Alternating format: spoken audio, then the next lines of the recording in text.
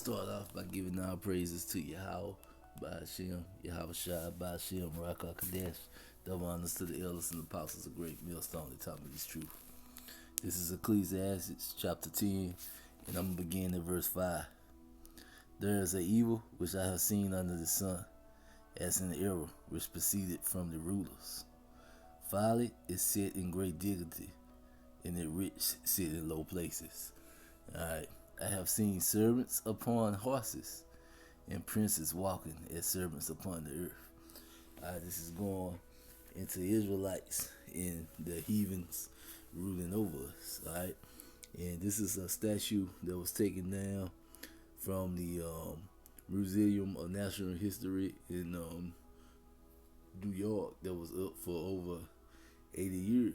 Alright, it says it was put up in 1940 in the museum, in the Manhattan Museum, for more than over 80 years. Alright, now you see it has Glad representing the Northern Kingdom, Israel, and then Judah to represent the Southern Kingdom.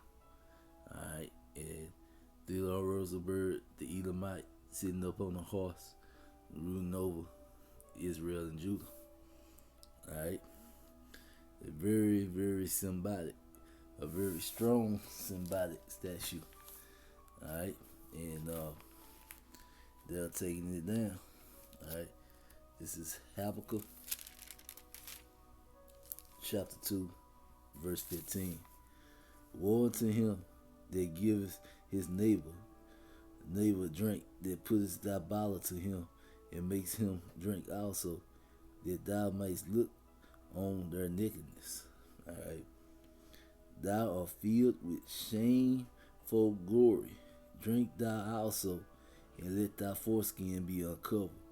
The cup of the Lord's right hand should be turned unto thee, and shameful spewing should be on thy glory. So, pretty much, this is the Lord saying, for what they did to us, the drink they gave us to drink, slavery, all the racism, all it, that they gonna have to drink from that same cup.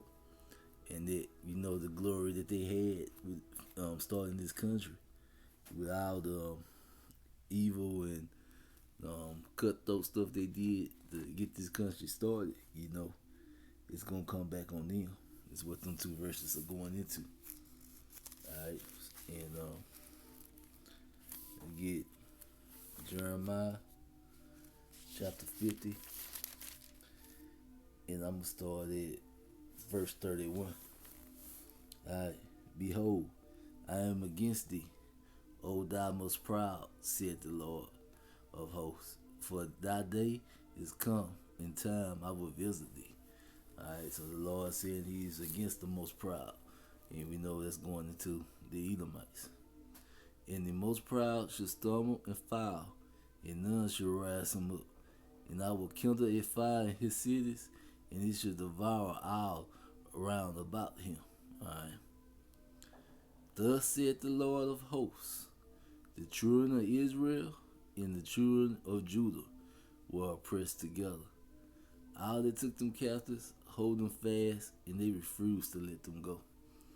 Alright, it's the children of Israel, the Northern Kingdom, Glad, Native Americans, Latinos, and the children of Judah, the Southern Kingdom. Alright, the so-called black man, the Southern Kingdom. Alright, the 31st verse. The Redeemer is strong, the Lord of hosts is his name, and he should thoroughly plead their cause, that they may be given rest to the land. It may be described the inhabitants of Babylon. Alright, a sword is upon the Chaldeans, said the Lord, and upon the inhabitants of Babylon, and upon her princes, and upon her wise men. A sword is upon the lyre, and they should doubt. A sword is upon her mighty man, and we know the mighty man is going into the military man, that they should be dismayed. Alright, a sword is upon the chariot horses and upon their chariots, and upon all the mangled people that they are in the midst of her. Alright, and you know when they go into the horses and chariots, it's pretty much talking about the military equipment, alright? They're going into the planes, battleships, and things of that nature. Alright. They should become as women. A sword is upon her treasure, and they should be robbed. So it's pretty much saying that Babylon the Great, America, is going to lose all its wealth. A drought is upon her waters. They should be dry, for it is the land of graven images. They are mad upon their idols. And we know Babylon allows you to worship anything here. So wherever you please, which has made it a land of many idols. And we know the Lord of hosts hates idols. Therefore the wild beasts of the desert with the wild beasts of the islands should dwell there, and the isles should dwell there, and it should be no more inhabitants forever, neither should it be dwelled in from generation to generation. So the Lord said he's going to destroy this place, and he's going to destroy it so bad that ain't nobody else going to live here. Alright, ain't going to be nothing but wild animals living here. Alright, as Yahweh overthrew Sodom and Gomorrah, and you know America is doing everything that Sodom and Gomorrah did back then. And we know Sodom and Gomorrah is an example, as it said in Jude. In the neighboring cities thereof, said the Lord, so should no man abide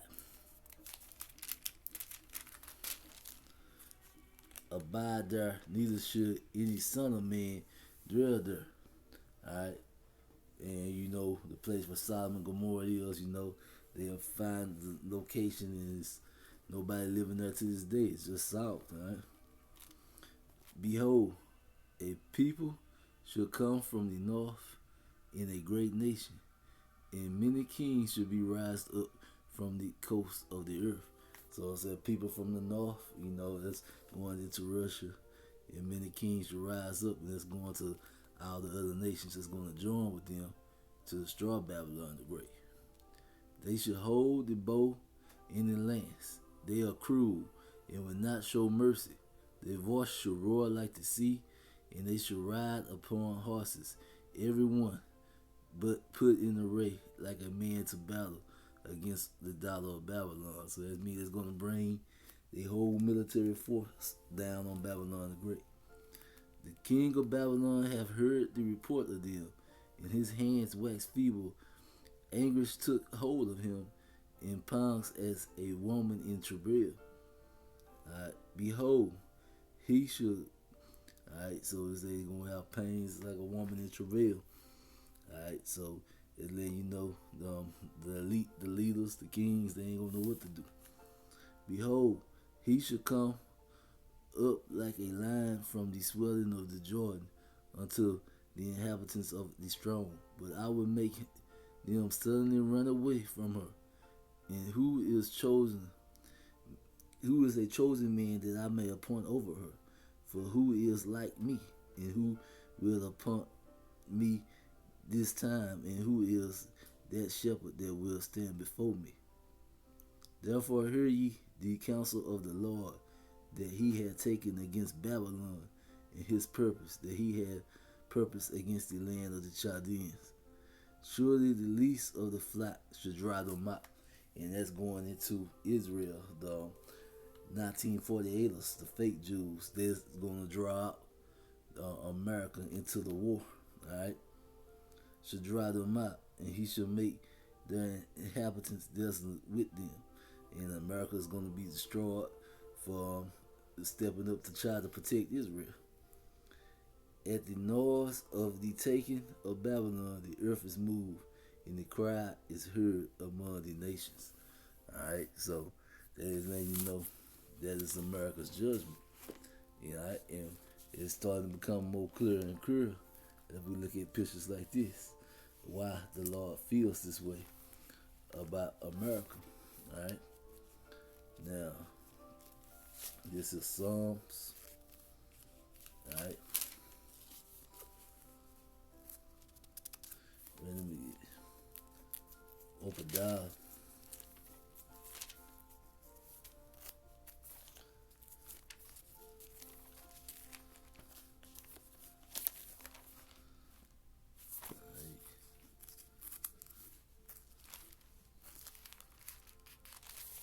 Alright, Obadiah, and I'm gonna start at verse 10.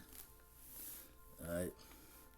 For thy violence against thy brother Jacob, shame shall cover thee, and thou shalt be cut off forever. Alright, and we already know this is talking about, what the Edomites did against their brother. Alright, going back into the Babylon captivity and them standing on the side of Israel's enemies to help bring Israel down, or Judah down, Israel and Judah. In the day that they stood on the other side, in the day that the strangers carried away captives their forces, and foreigners entered into his gates, and cast lots upon Jerusalem, even thou ways as one of them. But thou shouldst not have looked on the day of thy brother in the day that he became a stranger. Neither should thou have rejoiced over the children of Judah in the day of their destruction. Neither should thou have spoken proudly in the day of their disarray. Alright, so they shouldn't have been happy when Israel fell. Alright, when Israel was kicked out of their land, over the course of time in history, the Babylonian captivity, and then when Rome came in and ran the Israelites out, we know Edom was rejoicing. Thou should have not entered into the gates of my people in the day of their calamity. Thou should not have looked on their affliction in the day of their calamity, nor have laid hands on their substance in the day of their calamity. Neither should thou have stood in the crossways to cut off those of his that did escape. Alright, so they were stopping people who was trying to get away, who was trying to flee into other lands to survive. Neither should have thou delivered up those in his that did remain in the day of their distress. For the day of the Lord is near upon all the heathen. As thou hast done, it should be done unto thee. Thy reward should return unto thee, unto thy own hand. So the Lord saying, for what they did to us, they going to get that same reward. For as ye have drunk upon my holy mountain, so shall all the heathen drink continuously. Alright, and you see this verse says, so shall all the heathen. Like all the heathen is going to be punished. Alright, we just know that every nation except for Israel, after the 1,000 years, they come out of their punishment. Alright. Every nation except for Edom, after the 1,000 years, come out of their punishment. So should all the heathen drink continuously. They should drink and they should swallow down. They should be as though they have not been. Alright. But upon my mountain Zion should be a deliverance, and there should be holiness. And the house of Jacob shall possess their possessors. Alright, so it's in the house of Jacob is going to possess them. In the house of Jacob shall be a fire, in the house of Joseph a flame, and that's going into the northern kingdom. In the house of Esau for stubble, and they shall kindle in them and devour them, and there should be any remaining of the house of Esau, for the Lord has spoken it. Alright, so that's the judgment of the Edomites. There ain't gonna be any remaining after that 1,000-year period, is up of them serving slavery for what they did. Alright. And this is Psalms 137. Alright. By the river of Babylon, there we sat down ye. We wept when we remember Zion. We hang our harps upon the willows in the midst thereof. For they carried us away captives and required of us a song. And they, alright, for they carried us away captives and required of us a song. That they wasted us, required of us mirth, saying, sing us one of those songs of Zion. And that's pretty much what they did. They took us, brought us over here on slave ships, and they want us to be happy here. Alright, we're supposed to sing and rejoice like we in Israel to them. Alright, and let's see what it says. And then fourth verse. How should we sing the Lord's song in a strange land? And we're just never gonna be happy here until we get back in our homeland, Israel. Alright? How should we sing the Lord's song in a strange land? If I forget thee, O Jerusalem, let my right hand forget her cunning. So, this was King David, right? He said, let his right hand forget his cunning. That was the hand that he needed the most in battle, because King David was a soldier. If I do not remember thee, let my tongue cleave to the roof of my mouth. If I prefer not Jerusalem above my chief jaw. So there ain't supposed to be anything Israelite desires more than being in their own homeland and being sovereign, having complete control of their own situation, our own kingdom. Our only goal is supposed to be to get out of this kingdom. Alright. Remember, O Lord, the children of Edom in the day of Jerusalem, who said, raise it, even to the foundations thereof. And that's exactly what they did through slavery, They erased who we were, they erased our heritage, and told us, that we was a people that didn't have any roots and didn't belong to any nation. Alright. But the Lord has rewoken us up and brought us back to our heritage. So Israel is beginning to stand upon his feet again. Alright. O daughter of Babylon, who ought to be destroyed, happy should he be that rewarded thee as thou hast served us. Alright, so it's saying happy should he be to give them the same reward that they gave us. And looking back at this image again, alright, this was the reward they gave us. Happy should he be that taketh and dashes thy little ones against the stones. Alright, so, and that's going back into them nuclear missiles and that chariot fight. Alright, now we're going to skip over to Psalms 149. Alright, Psalms 149, and alright, start at the third verse. Let them praise his name in the dance. Let them sing praises unto him with harps and the tambourines. And alright, for the Lord taketh pleasure in his people, and he will beautify the meek with salvation. Let the saints be joyful in glory. Let them sing aloud upon their beds. Let the high praises of Yahweh be in their mouth, and a two-edged sword in their hands, to execute vengeance upon the heathen and punishment upon the people, to bind their kings with chains and their nobles with fetters of iron, to execute upon them the judgment written. This honor have all the saints. Praise ye the Lord. So this is saying how the rich, the elites of Edom, the rich elites, they are going into slavery. Alright, and that's what the saints are looking forward to. Alright, and we know the saints are the Israelites. Alright, this is skipping over to Revelations, the 13th chapter, the 9th and 10th verse. If any man have an ear, let him hear. He that leadeth into captivity should go into captivity. Alright, so pretty much if you go over, steal a person, make them a slave, you going into captivity. He that killeth with the sword must be killed with the sword. Here is the patience and faith of the saints.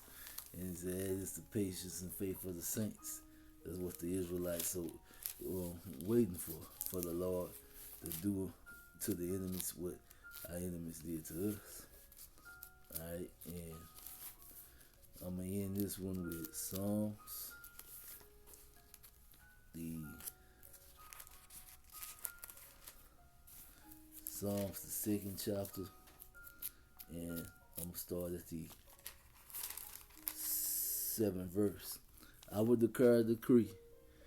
The Lord has said unto me, Thou art my son. This day have I begotten thee. Alright, this is King David prophesying from the standpoint of Yahushua.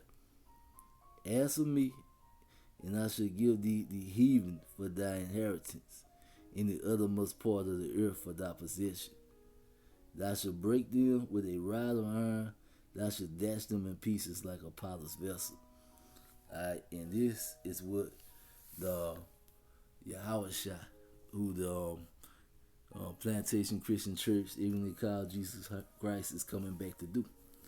Alright, he said, Lord said, Yahweh said, told Yahweh Shah, ask of me, and I will give thee the heathen for thy inheritance. Alright, and he said, thou shalt break them with a rod of iron and dash them in pieces like a potter's vessel.